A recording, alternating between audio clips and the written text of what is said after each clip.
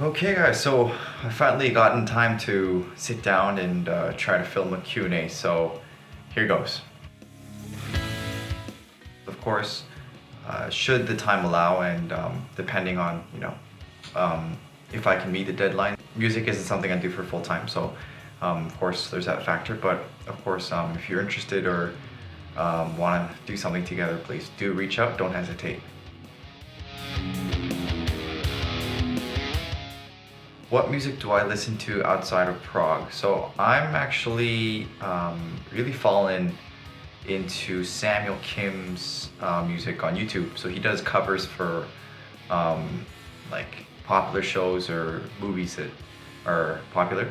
And he does like a really good job of combining like orchestration and pop or rock music together. So I can put a link of his channel on the description, but yeah, check him out. His stuff is amazing. I think it's always been a goal of mine to try and combine, um, you know, rock, pop, prog with film scores. I've always loved film scores, so that's just something I regularly do listen to. I think I'm always looking for like an epicness in the things I try to write. Of course, it doesn't always turn out that way, but yeah, like having why I like film scores is because you get the audio and visual kind of combination together. So it really does, um, make it a lot more memorable if you do have that kind of combination. So that's why I do like film scores. So I have a full-time job, not in music, so music is a hobby or a side thing for me, but yeah, it's one of my favorite things and I can't really do anything else, so yeah. Sometimes I do a bit of lessons, but it's not something, I do regularly, and it's only for, just people who are very interested in what I do or the style I play, so not many people.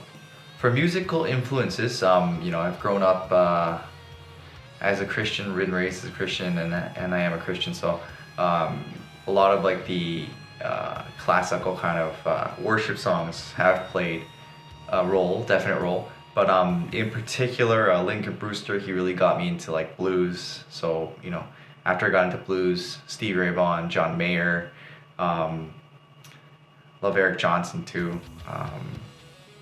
And then a bit more of the modern stuff, I really love Toto and Journey, like the big arrangements they have, like a lot of harmony going on between everyone, and just the way that they sort of incorporate all of the instruments in sort of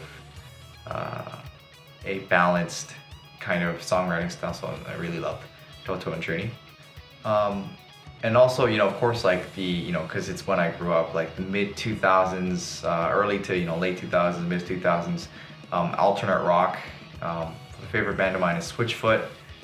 Nothing Is Sound album is crazy album, so check it out if you guys never heard it. But yeah, I mean, I think the aspect, a lot of my a lot of the sounds I try to go for end up being sort of like that kind of 2000s alt rock sound in the end. So it's always been a favorite genre of mine.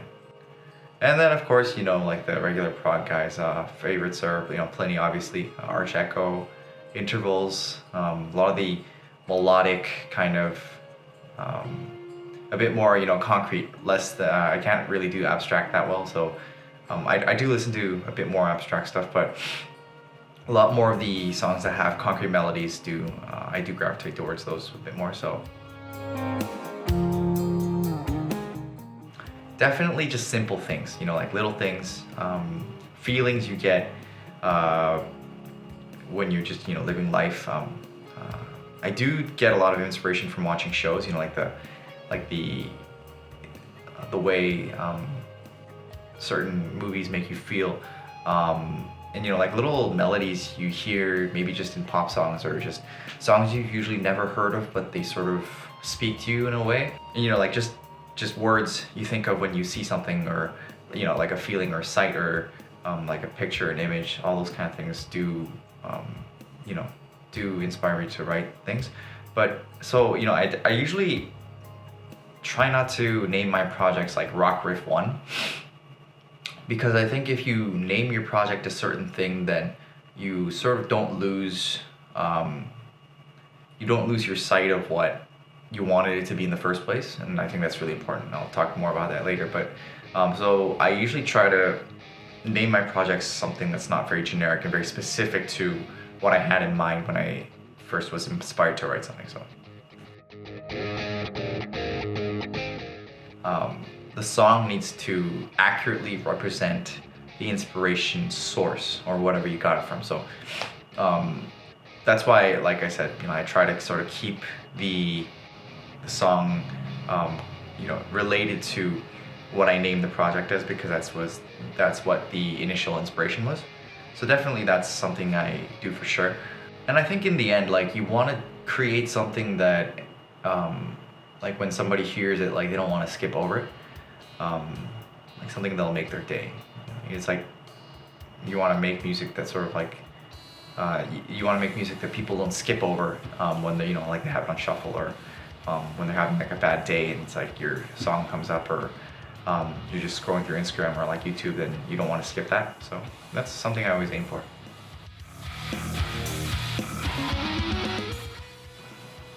So I think there are two large ways I write songs. It's like either it's a riff first, so a guitar riff, or like maybe even a bass riff, like a lick or a riff that you think of, and then you shape your song around the lick.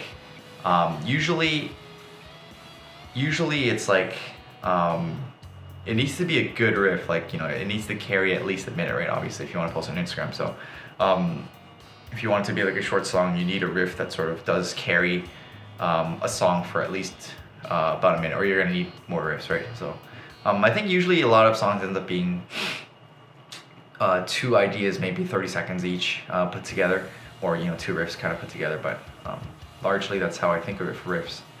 And then sometimes you go, you do like a condition, like a chord progression, or like an odd time signature, or some kind of drum groove, or it could be even a melody, not even like a riff. It could be like a very simple melody that's not really, not really something that you could like really make compelling using a guitar, but you can do it using another instrument. So things like that. Just obviously, like I said with riff, like I always try to make it at least 1 minute. So if it isn't 1 minute, then I do try to sort of get it to be 1 minute by adding in certain aspects or things like that. So yeah, that's just my idea of how I write things.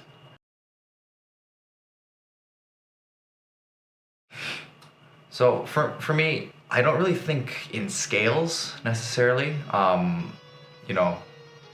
have been classically trained like a long time ago, so I do know like the basic scales, the modes and everything, but I don't think I usually think of songwriting that way. I usually think of it in chord progressions.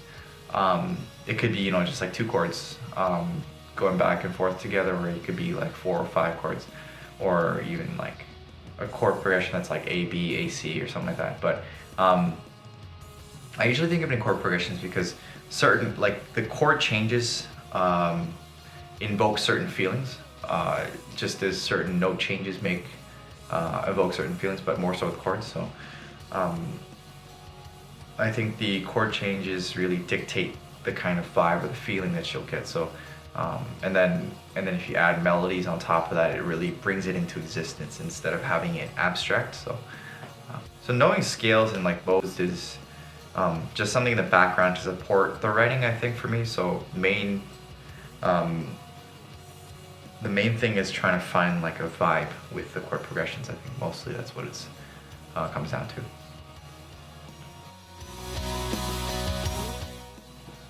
What do I use for drums and keys for VSTs? So for drums, I'm using the Expand 2 library that comes free with Pro Tools first, I think it was, or either Pro Tools. Yeah, a lot of heavy EQing, compression, bus effects, everything. So the whole deal to get the sound that I want. And then for strings and some of my some choir sounds, which I don't use often, but I use the free Spitfire Lab stuff. And then sometimes if I have sounds I don't have, then I'll just go back to the Expand 2 library. So it's enough. I'm actually looking for a good cello library, free if possible, so if you guys have any suggestions, that would be great.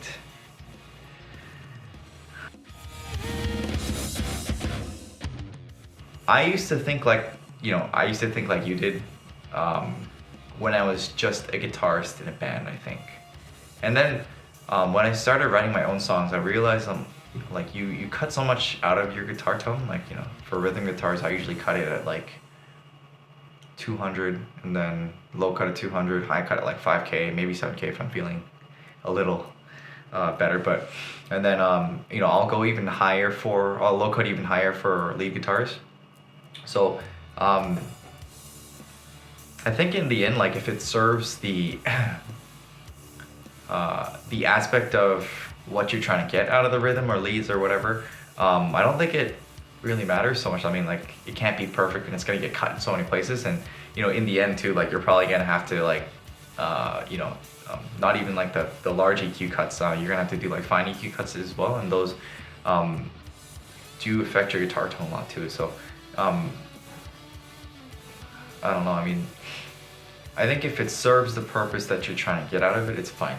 That's the mindset I have now. So if you want chugs, and it can chug, that's good, and pass. And then if you want the spank, then you get the spank, and that's it. And if you want the kind of like driving rhythm, and it does that, then I sort of like whatever. But I mean, like I always do sort of try to make nude patches every once in a while, just to make sure I'm fresh, or push myself to get new sounds, just in case my tones aren't good enough. So it's always a work in progress. But in the end, just if it serves the purpose for me, I just go over. I just give it a pass.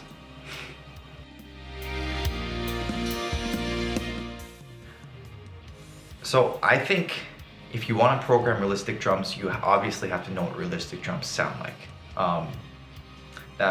Which basically means something like you need to know how drums are played, I guess. Like, you can't really hit like 10 different things at once when you're trying to make drums sound realistic, because obviously drummers don't have 10 hands. So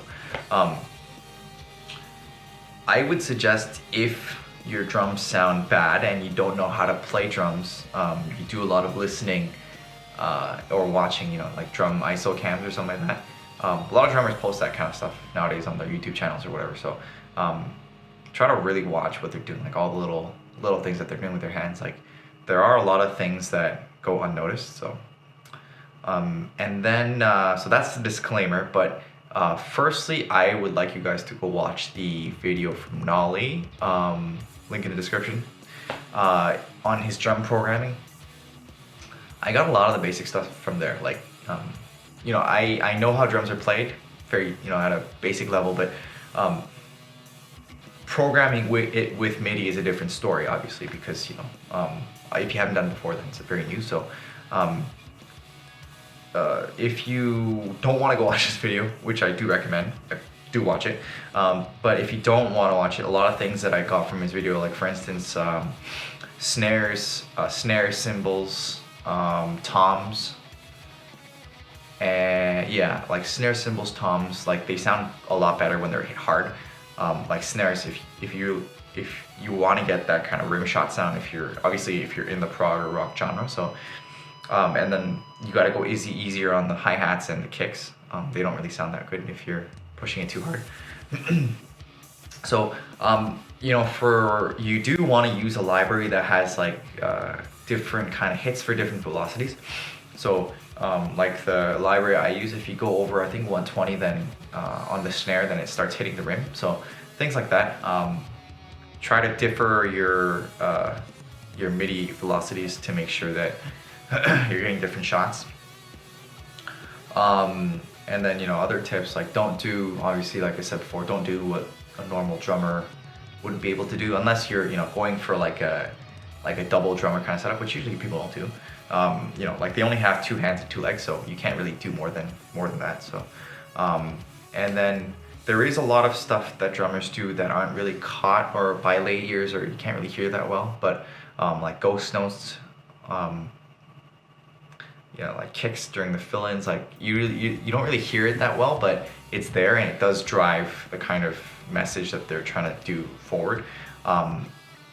So if you really try to concentrate on those kind of details, then it does bring it a lot more into existence. That being said, flams as well. So, but that being said, I don't really use those kind of things, to be honest with you. Like I don't, I usually go for like a simpler kind of groove or approach. So I don't really end up doing it. So if you like the kind of drumming that I have on my videos, then you don't really have to go too far into that kind of stuff. But just to be more realistic, I guess it's something you can do.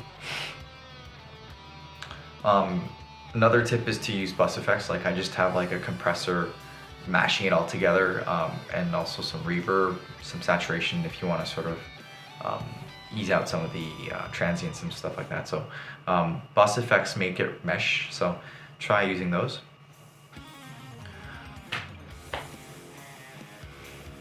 Another thing I noticed a lot too is like when you have say like a snare kind of pattern, or your maybe like a snare buildup, like just like 8th notes or 16th notes, something like that, and you're going right left, your drummer is going right left, then you should differentiate the volume of the notes between the right and left hand. I know drummers won't like me if I say this, but you'll notice that if you differ the accents, so if you make the right hand, or basically separate, like you say you have like a buildup and then you separate into the alternating notes and you put them into different tracks, and then you lower one of the tracks which represents the left hand, then it'll sound a lot more realistic. So I think it's something that you can't really, that drummers can't really do like perfectly, but maybe it's just something that they do on purpose. I don't know, I'm not a drummer, so but yeah, if you sort of try to differentiate each accent, or even right left hands, it'll make it sound a lot more realistic. So that's another tip. In the prog genre, if you match up your kicks to like your guitar riff that you just wrote, if you match up your kicks, it'll sound very proggy, and then just put in the snares on the 2 and 4. That could be even enough just to make a groove. So that's another tip. Finally, so if you don't, even if you did all those things and it doesn't sound realistic, go talk to a drummer, or listen to them a bit more. It's probably the best thing you can do. Yeah. So thanks guys for all the questions, really appreciate it. I was a bit scared that maybe I wasn't gonna get any questions, so thanks. Also, let me know in the comments anything you want to see a bit more on the channel, like I guess something I could do is just show my drum programming routine, or maybe like a songwriting routine. That's something I'm thinking of. But yeah, if there's anything else that you guys are looking for, then feel free to let me know. Gear reviews, tone comparisons between my guitars or pickups, or things like that. So yeah, anything you have interest in, leave in the comments and I'll try and get back to you on that. Thanks guys.